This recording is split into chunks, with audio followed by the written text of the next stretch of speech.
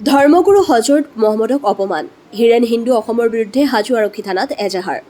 ধৰ্মগুৰু হজৰত মহম্মদক কেন্দ্ৰ কৰি সামাজিক মাধ্যমৰ যোগেদি অশোভনীয় মন্তব্য প্ৰকাশ কৰা হিৰেন হিন্দু অসমৰ বিৰুদ্ধে সৰব হৈ পৰিছে $7 গৰাকী লোক এনে বিতৰ্কিত তথা সমাজবিৰোধী মন্তব্য সামাজিক মাধ্যমত প্ৰচাৰ কৰি হিৰেন হিন্দু অসমে ধৰ্মগুৰু হজৰত মহম্মদ সম্পৰ্কে কৰা বিতৰ্কিত পোষ্ট সন্দৰ্ভত $7 প্ৰতিক্ৰিয়া বিৰাজমান হৈছে ইফালে এজাহাৰত উল্লেখ কৰা অনুসৰি হিৰেন হিন্দু অসম পেজৰ এনে কাৰ্যই মুছলিম সম্প্ৰদায়ক নিজৰ ধৰ্মৰ অপৰিসীম ক্ষতি কৰাৰ উপৰিও জাতি ধৰ্মৰ মাজত বিভাজনৰ বহু অপ্ৰীতিকৰ ঘটনাৰ সৃষ্টি হোৱাৰ সম্ভাৱনা আছে হিৰেন হিন্দু অসম নামেৰে সামাজিক মাধ্যমৰ যোগেদি ধৰ্মগুৰু হজৰত মহম্মদক অপমানসূচক মন্তব্য কৰা লোকজনক চিনাক্ত কৰি আইনগত ব্যৱস্থা ল'বলৈ হাজো আৰক্ষী থানাত $7 আলম নামৰ এগৰাকী লোকে এখন এজাহাৰ দাখিল কৰে হাজোৰ পৰা কমলাকান্ত দাসৰ ৰিপৰ্ট AIN লাইভ যেটো সোশ্যাল মিডিয়াত যেটো যোৱাকালি হিৰেন হিন্দু অসম বুলি এটা পোষ্ট কৰিছে যে আমাৰ বিশ্বনবী হজৰত মহম্মদ সাল্লাল্লাহু ওপৰত যি মানে ঘৃণা বিয়পা এটা পোষ্ট দিছে বিশেষকৈ দুখ লগা বিষয় এইটোৱে যেটো আমাৰ বিশ্বনবী তেওঁ অকল ইছলাম ধৰ্মৰে নবী নহয় গোটেই ধৰ্ম জীৱ জন্তু গোটেই মখলুকৰে নবী তেওঁ আৰু সেই নবীজনক এনেকুৱাকৈ এটা অপমান কৰিছে তাৰ কাৰণে খুব দুখ পাইছোঁ আমি যেটো নবীক প্ৰত্যেকে ভাল পায় তেওঁ যিমান মানে কাম কৰি গৈছে যিমান মানে শিক্ষা দি গৈছে যিকোনো ধৰ্মই নহওক কিয় হিন্দু হওক মুছলিম হওক খ্ৰীষ্টান হওক প্ৰত্যেককে ভাল আদেশে দি গৈছে মানুহক মানে ভালৰ আদেশ দিয়া বেয়াত বাধা দিয়া মানে যিবিলাক মানে হাই কাজিয়া সেইবিলাক পৰা বিৰত থকা যিমান মানে কথা কৈ গৈছে গুৰুজনে ভাল কথাই কৈ গৈছে কিন্তু তেখেতক যেটো অপমান দিছে যেটো মানে যিখিনি কৈছে এই ল'ৰাজনে এটো বিশেষকৈ বহুত দুখ পাইছোঁ আৰু তাৰ ভিত্তিতে আমি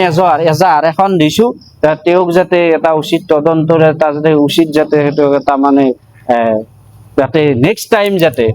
কোনো ব্যক্তি যাতে এনেকুৱা যাতে ঘৃণা বিয়পা যাতে মন্তব্য যাতে নিদিয়ে তাৰ কাৰণে আমি এখন হাজো থানাত আৰক্ষী চকীত এখন আমি FIR দিছোঁ এজাহাৰ দিছোঁ এই ধৰ আমাৰ হাজো কলিতাগুছি মুছলিমবতী ফকীৰতলা গোটেইখিনি আমি যিখিনি সমাজ সচেতন যিখিনি ডেকা বন্ধু আছোঁ যাতে আমাৰ ডেকা বন্ধুসকলৰ ভিতৰত উঠি অহা প্ৰজন্মৰ ভিতৰত যাতে ঘৃণা যাতে নিবুকুৱায় ঘৃণা সৃষ্টি নহয় তাৰ কাৰণে আমি ল'ৰাখিনি ওলাই আহি এখন আমি এজাহাৰ দিছোঁ যাতে আৰক্ষী বিষয়ে যাতে এটা যাতে উচিত তদন্ত হয় এইখিনিয়ে কেৱল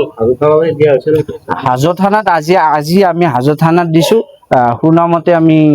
মুকলমুৱা থানাতো দিছে আজি গুৱাহাটীতো দিছে ৰঙিয়াতো দিছে নে জাগাই দিছে